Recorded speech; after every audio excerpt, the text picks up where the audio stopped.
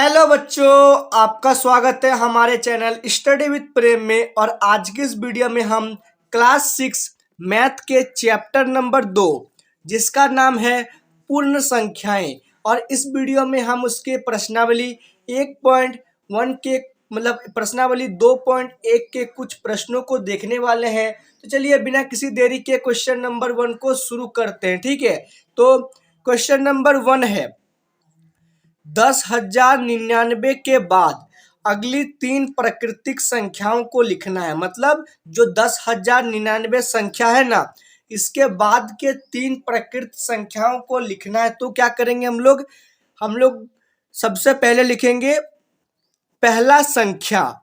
क्या लिखेंगे? पहला संख्या। तो क्या हो जाएगा? 10,099 के बाद अगली, तो इसके आगे क्या हो जाएगा? 10,099 के आगे होता है आपका 11,000। ठीक है, तो ये पहला हो गया। फिर लिखेंगे दूसरा संख्या। दूसरा संख्या में क्या हो जाएगा? 11,000 के बाद आपका हो जाएगा 11,001।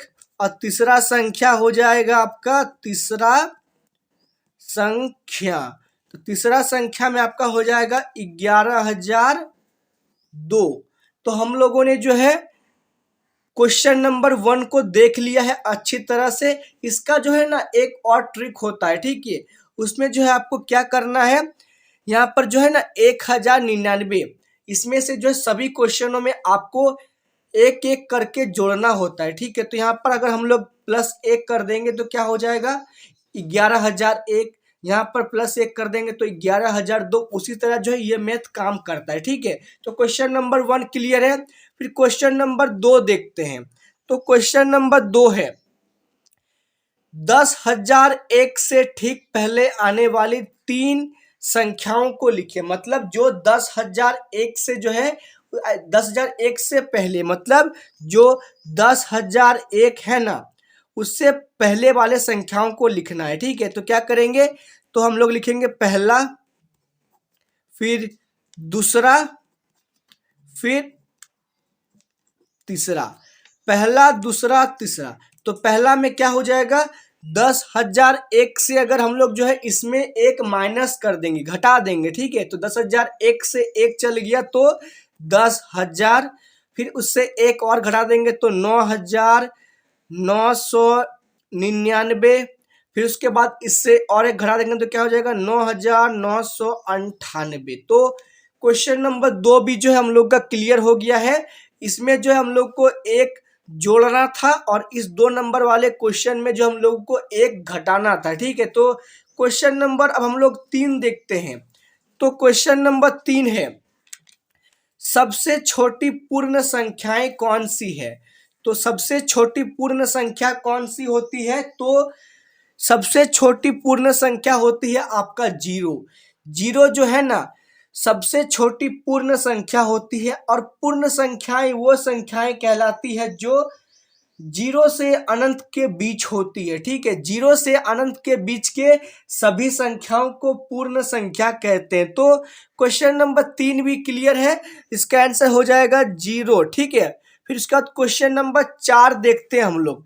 तो क्वेश्चन नंबर 4 है 35 और 53 के बीच कितनी पूर्ण संख्याएं हैं? तो मैंने आपको पहले ही बताया 0 और अनंत के बीच के सभी संख्याओं को पूर्ण संख्याएं कहते हैं। मतलब जो 32 और 53 के बीच जितनी भी संख्याएं हैं सारी पूर्ण संख्याएं हैं।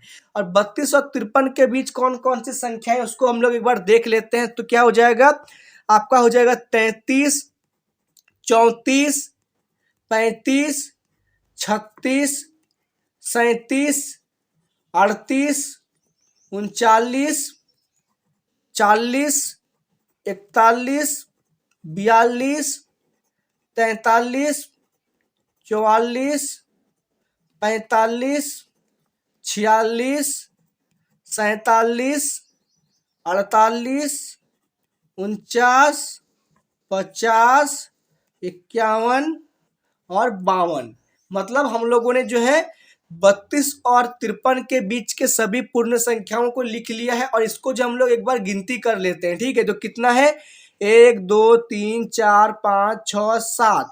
8 9 10 11 12 13 14 15 16 17 18 19 20 मतलब 32 और 53 के बीच कितनी पूर्ण संख्याएं हैं? तो 20 पूर्ण संख्याएं होती है।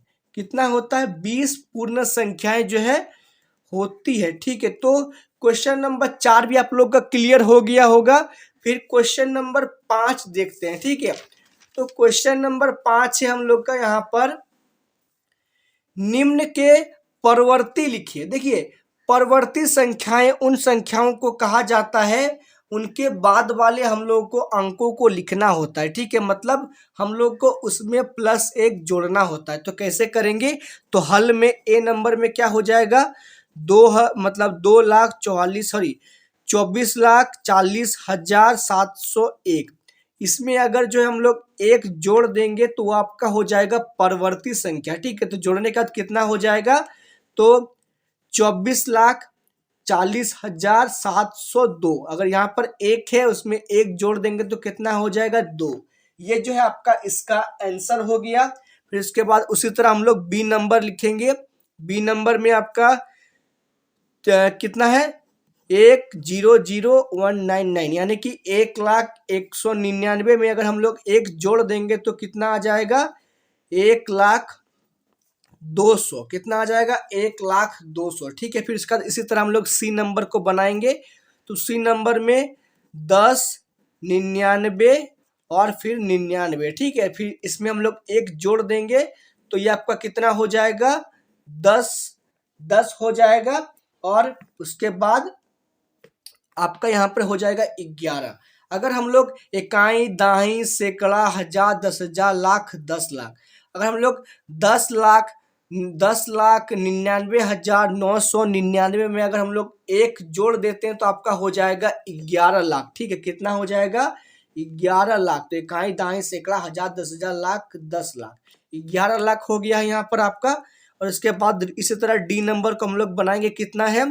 तो 2, 34, 56, 70। ठीक है, इसमें अगर हम लोग 1 जोड़ देते हैं तो हम लोग का हो जाएगा सेम टू सेम इसी तरह लिख देंगे। 2, 33, 45, 67 और उसके बाद 70 में 1 जोड़ देंगे तो आपका हो जाएगा 71। तो आपका क्वेश्चन क्लियर है। क्या करेंगे? इसको एक एक साथ में कोमा लगाते हुए चलेंगे।